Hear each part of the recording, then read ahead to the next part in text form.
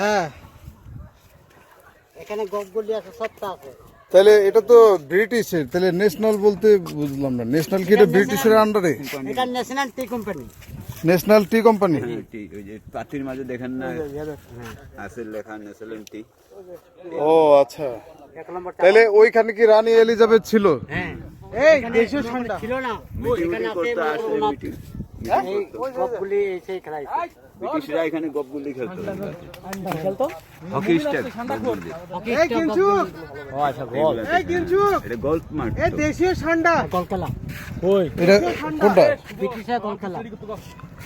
Juice পিলা দাও। ওই যে উপরে ওই যে এটার মতো ঘরের মতো যে দেখা যাইতেছে, হ্যাঁ, 200 বছর আগে খেলা।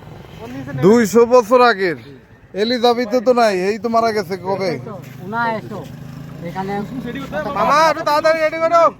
যতটা বাগান আছে ততটা ক্লাব আছে। শ্রীমঙ্গল উনার বাগানে ক্লাব। ও, চণ্ডী এখন তো আসে ফরেনাররা ব্রিটিশ থেকে। না আগের মতন আসে না, খেলে না। না, এলিজাবেথ তো নাই এখন, উনার ভাই বাতি যায়। এমনি আমাদের বাঙালি সাহেব আছে মিটিং টিং করে আর কি। এখন বর্তমানে সরকারি